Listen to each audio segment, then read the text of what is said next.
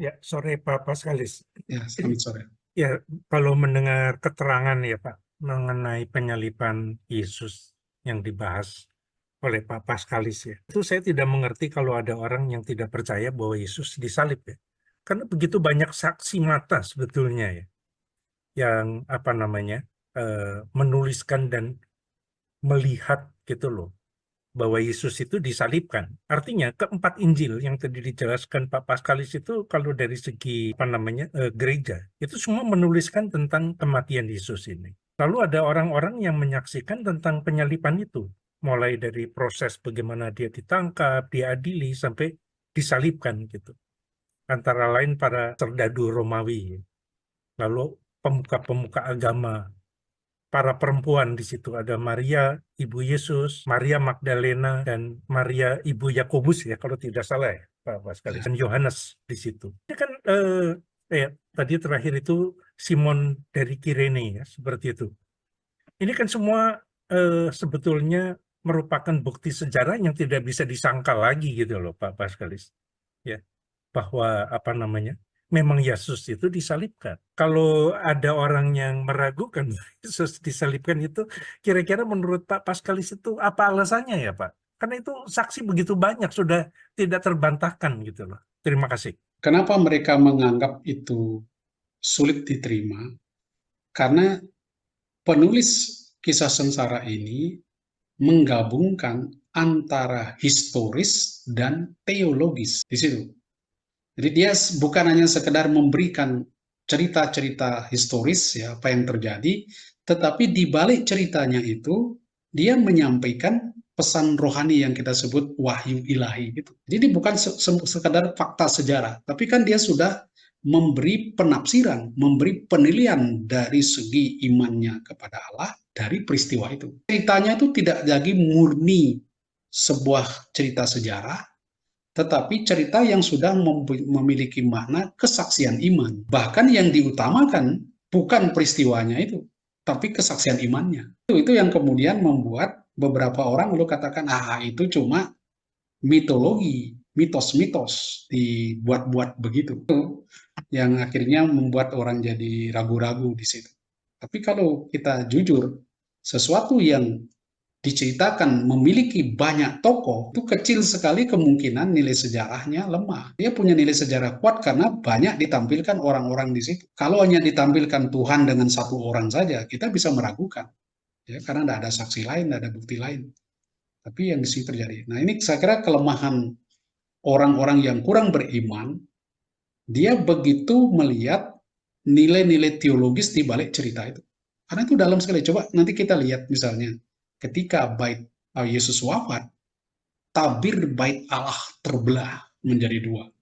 Nah, itu siapa yang melihat tabirnya terbelah? Mungkin kebetulan imamnya buka tabirnya. Tapi Lukas yang menceritakan, ya penginjil menceritakan begitu dramatis peristiwa itu. Siapa yang pas melihat itu?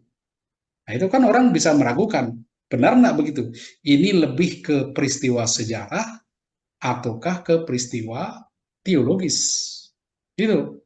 Karena sekali lagi penulis ini mencampur antara yang historis dengan yang teologis. Akibatnya kan itu. Wah ini yang kuat mana, kuat mana. Nah, itu. Akhirnya dibagi-bagi, oh ini sekian historisnya, sekian tidak historis. Itu bisa ditangkap maksudnya. Ya, ya jelas Pak Paskalis. Tapi para penulis Alkitab itu Pak Paskalis itu kan memang kelihatannya ya, artinya ini kan fakta sejarah yang sudah tidak bisa dipungkiri gitu. Ya, Tetapi dari sejarah ini ada sesuatu yang lebih penting gitu ya Pak. ya, Nah, ini yang dituliskan ini yang tadi Pak ya, Paskalis mengatakan ini disertai dengan penafsiran-penafsiran ya. karena menurut saya itu memang betul ya.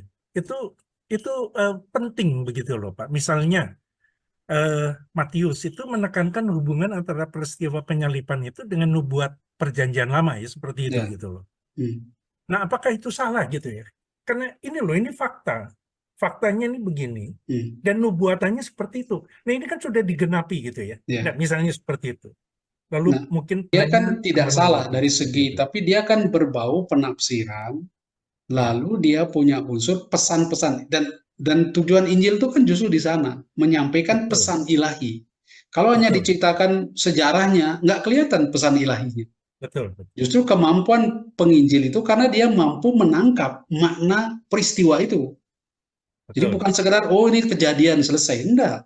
Tapi dia, itulah inspirasi ilahi, wahyu itu di sana. Karena Allah menyatakan dirinya di dalam peristiwa, di dalam kejadian.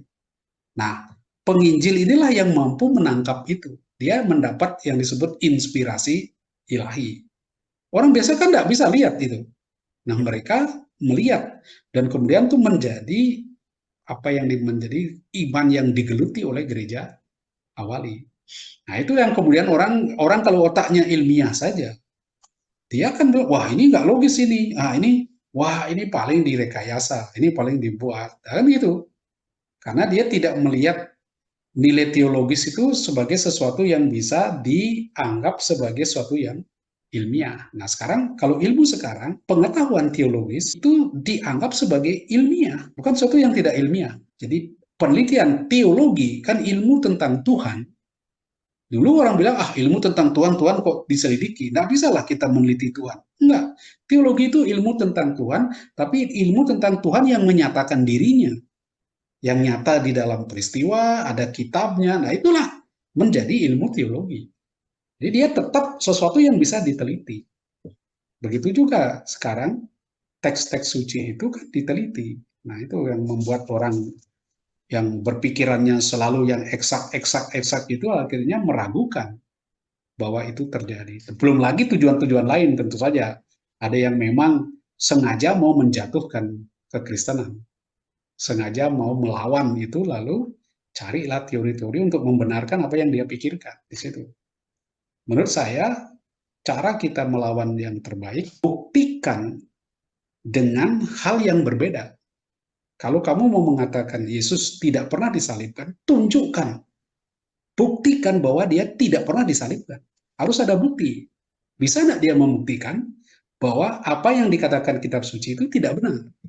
Nah itu.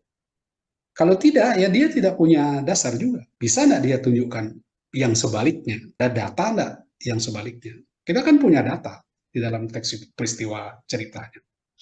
Itu. Ya, Terima kasih Bapak Skalis. ini ada pertanyaan di